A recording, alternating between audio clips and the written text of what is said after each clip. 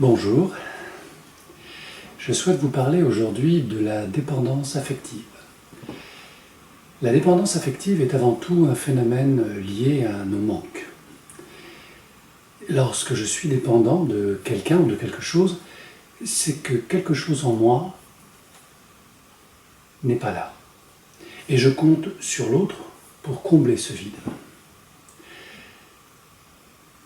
Toutes les formes de dépendance sont liées à ce phénomène de compensation. Nous allons donc aujourd'hui développer un processus qui va vous permettre de comprendre comment peu à peu cette erreur d'interprétation que nous réalisons lorsque nous sommes dépendants de quelqu'un ou de quelque chose peut générer chez nous ce phénomène d'addiction. La dépendance est effectivement une prison qui est d'abord une prison interne liée à nos pensées. Nous avons une démarche qui consiste à imaginer que notre bien-être, notre bonheur, dépend de l'autre. Cette forme de pensée magique consiste à dire si l'autre me reconnaît, me transmet de l'affection, de la reconnaissance, de l'amour, je vais me retrouver dans un état de bien-être, dans un état de bonheur.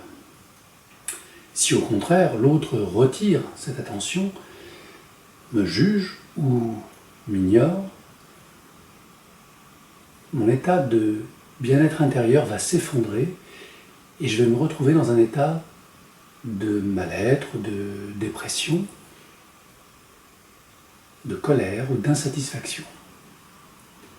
On voit bien ainsi que notre erreur de pensée consiste à croire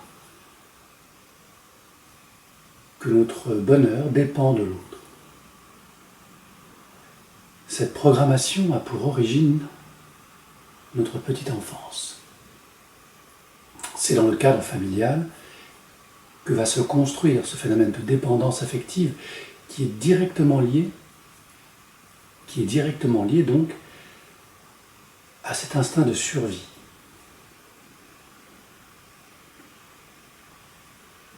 Si nous obtenons l'affection de nos parents, nous construisons une estime de nous-mêmes suffisamment forte pour nous libérer du regard et de l'attention des autres.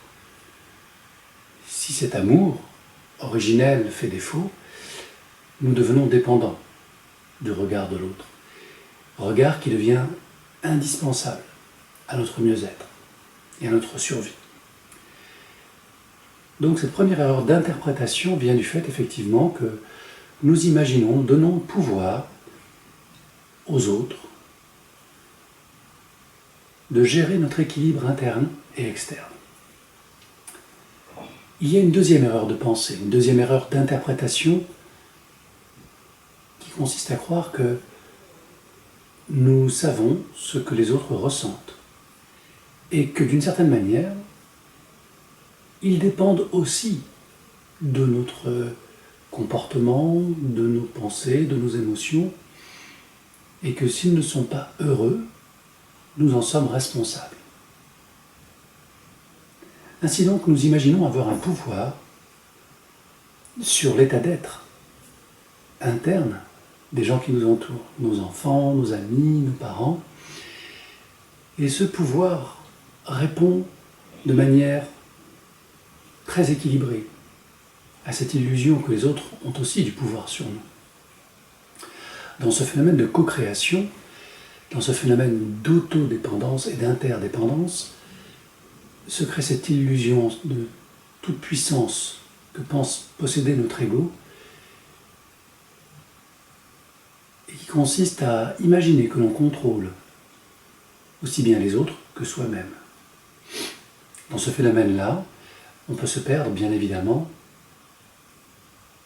et l'on peut surtout revivre des programmes, des séquences liées au trauma, aux insuffisances, aux insatisfactions affectives de notre petite enfance.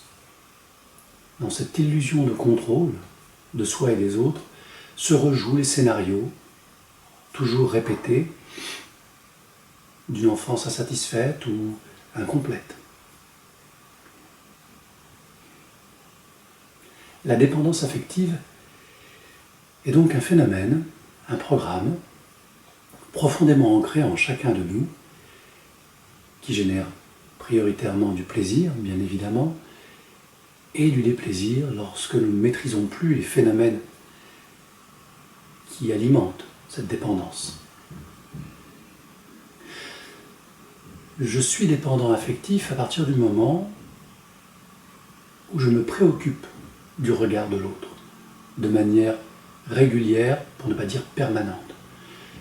Que va penser mon ami, mon enfant, mon patron, mon collègue, mon frère, ma sœur, ma mère, mon père, de quelque chose que je souhaite faire pour me réaliser ou pour me satisfaire. Si l'on est amené à interrompre un projet, une idée, un désir, avant même d'obtenir une réaction de l'autre, par phénomène d'autocensure, alors on peut s'interroger sur son degré de dépendance. La dépendance affective n'est ni bonne ni mauvaise en soi. C'est une école, c'est un chemin d'apprentissage et un chemin qui nous amène vers plus de liberté lorsqu'on arrive à dépasser ce phénomène de dépendance. La première étape étant toujours la prise de conscience. Mais la prise de conscience de cette dépendance n'est pas suffisante pour s'en libérer. Il convient ensuite de travailler avec un thérapeute ou avec des personnes qui nous sont chères et en qui nous avons parfaitement confiance sur de nouveaux comportements, de nouvelles manières de penser, sur cette fameuse notion de lâcher prise, qui consiste à ne pas vouloir toujours tout contrôler, et accepter le fait que la vie est ainsi, que lorsque nous sommes heureux, nous acceptons avec facilité ces moments de bonheur, et nous rejetons avec beaucoup de peur, de culpabilité, de doute, tous les moments difficiles. Alors qu'il consisterait simplement à accepter le meilleur comme le moins bon, en essayant de tirer les enseignements de chacun des événements de notre vie.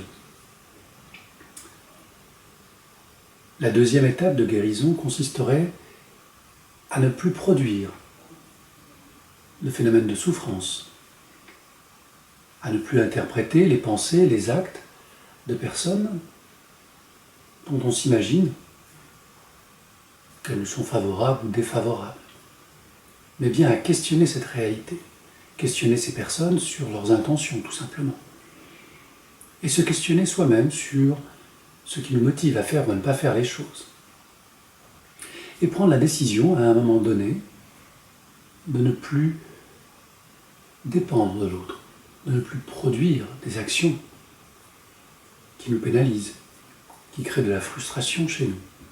C'est-à-dire reconquérir un certain pouvoir, une certaine liberté, et ne plus donner ce pouvoir et cette liberté à ceux qui nous entourent, qui nous sont chers, et dont on s'imagine qu'ils savent mieux que nous ce qui est important pour nous, ce qui nous rendra heureux. Donc oui, la dépendance affective est une alerte, un éclairage sur tout ce qu'il nous reste encore à conquérir de nos territoires internes, émotionnels, de tous ces schémas de pensée qu'il va nous falloir retravailler, reconfigurer, pour être enfin en harmonie et dans une forme de communication non violente avec les gens qui nous entourent. De très nombreux ouvrages existent sur le sujet, je vous invite à les lire, à vous renseigner sur Internet, et à peut-être faire un jour la démarche d'aller rencontrer un thérapeute près de chez vous, qui vous aidera à comprendre les mécanismes de la dépendance. Mais vous pouvez commencer d'ores et déjà chez vous, en vous observant, en observant votre façon de parler, de penser, d'agir, en observant comment vous pouvez être contrarié par rapport à un désir non abouti, ou comment vous pouvez imposer vos désirs aux autres et les juger lorsque ceux-ci ne répondent pas à vos attentes. Observez ce phénomène, ce désir de contrôle sur vous et sur les autres. Observez les frustrations qu'il génère et commencez à comprendre comment intérieurement cela peut compenser des manques en vous. Et fort de cette découverte, essayez de tester de nouveaux comportements, de nouvelles façons de penser, de nouvelles émotions. Essayez de casser cette routine qui consiste à toujours reproduire les mêmes schémas dans toutes les situations de votre vie. Et observez-vous. Et je pense que vous serez curieux des nouvelles découvertes qui se présenteront à vous.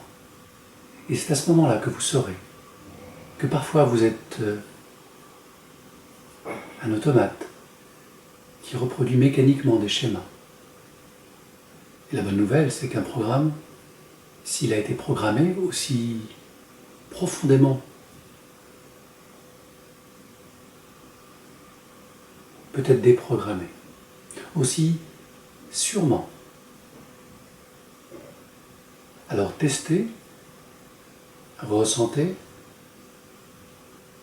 échangez et découvrez tout le bonheur qui se cache en vous et qui ne dépend finalement que de vous. Belle découverte à vous. Bonne journée, merci.